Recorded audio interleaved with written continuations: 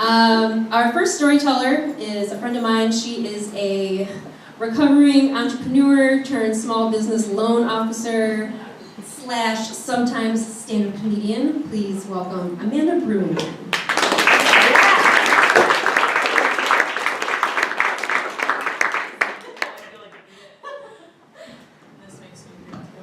Not this tall, but this is still short. I'm not tall, Amy. I'm also cold. You have no sleeves. That's what I thought the whole time. I'm like, Anyway, hey guys, how's it going?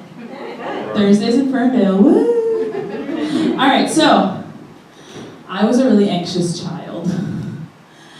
Anxiety was ingrained into me from the beginning, from my parents, from the news, from teachers. Everyone just told me, if you screw up one time, it could ruin everything. And this was enforced. My parents were divorced.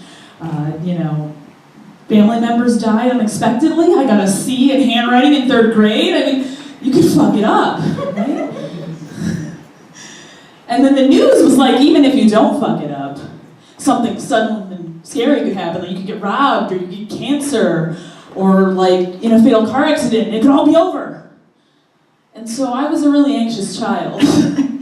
And finally, after some time apart from my comfort zone of, where you live from birth to 18 years, not blaming my parents for everything, but it was a weird place. I lived on my own in college, and I started to live without adults around, and started to unwind and think, maybe one false move won't ruin everything. That could be cool.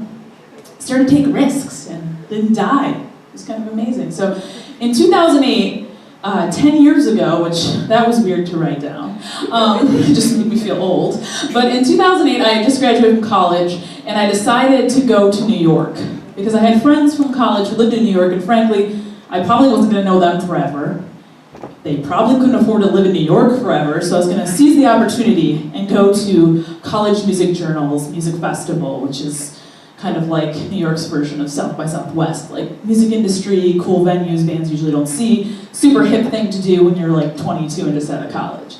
So I try to go to New York the cheapest way possible. I book an Amtrak train, which is the worst idea ever. I was on a train for 5 years. I don't know what happened. I got up, I was like, I'm gonna get a blood clot again. The anxiety came back. But it didn't, it was fine.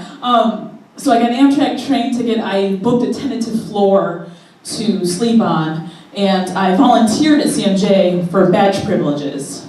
So, all right, I bought a map, because it was 2008. My phone was still a phone, so I had to buy a map. Bought a map, and I explored what a city that's built on a grid, that has mass transit, that's functioning. It was really amazing. Still really amazing that can happen. I live in Detroit. So I started to understand how that worked, and by the 3rd day I kind of knew where I was, which was exciting. And I navigated from the train station to my friend Kate's apartment in Bed-Stuy. It was a 2nd floor walk up, and I showed up, and all the couches in her apartment, her 1-bedroom apartment, so a couch and a half, had been claimed by band members from out of town and their girlfriends. Even the rug was claimed, so I ended up sleeping on a cold hardwood floor about less than 2 feet from a cat pan. It's real. That's shit you'll do when you're 22 that I would never fucking do now. So I volunteer for badge privileges. I show up in Manhattan at this Catholic church that was still a functioning Catholic church, but somehow also CMJ badge pickup.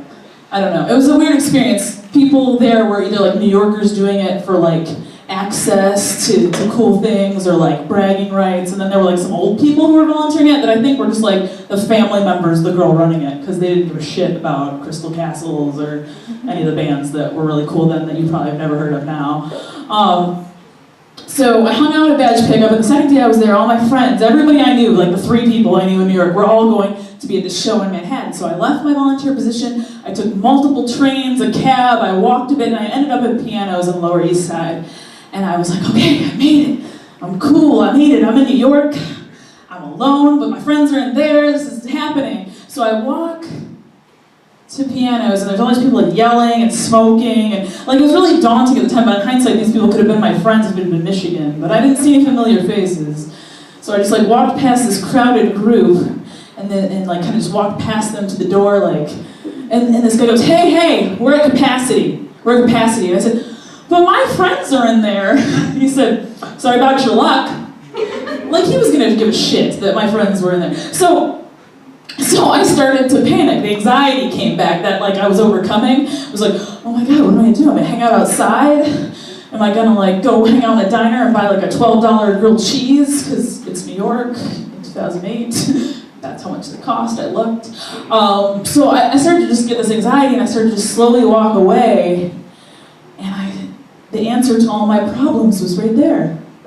It was like a 1992 burgundy burned out conversion van parked by a door, and people, musicians, not roadies, because this was like CMJ, they're like people who barely could afford to get to New York, they're like unloading their stuff out of this van and walking into this door, and then other people are walking out of the door, and no one seems to be like keeping track of what the hell's going on, and so I'm like, this is my in. So I watched this guy pick up like 3 beat up guitar cases and out of the van, and he's walking towards the door and he's like almost dropping them, and this other guy with blonde spiky hair who has a girl on his arms and he's not paying attention to anything but her. He's holding the door, he's walking out, and I just yelled, hey, hold that door! And he's like, hands me the door. I'm holding the door, guitar guy, 3 guitar case guy walks past, and I just walk right in right behind him. Really close, like closer than you would to a stranger, but it's New York, so there's like no space bubble. Learned that in the train. So I walk in right behind him and I just am like, I got this, you know? So like I just walk in, nobody says shit to me, no one asks, no one's like, hey you, like no one says anything. And I'm just like, oh, this is happening, I'm doing this. And I like in a blurred moment, I like see my friends at the bar and I just beeline to them and I walk in and I'm like, in that moment I'm like, run up to them, you're good. And I'm like, hey guys! And they're like, how did you get in? This is sold out, this is at capacity. Like, so-and-so's boyfriends were trying to get in for 2 hours. And I'm like, just walked in the side door. No big deal.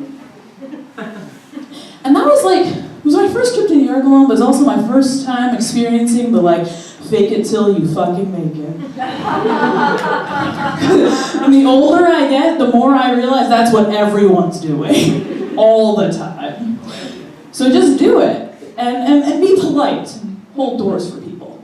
Because it might get you in. That's my story.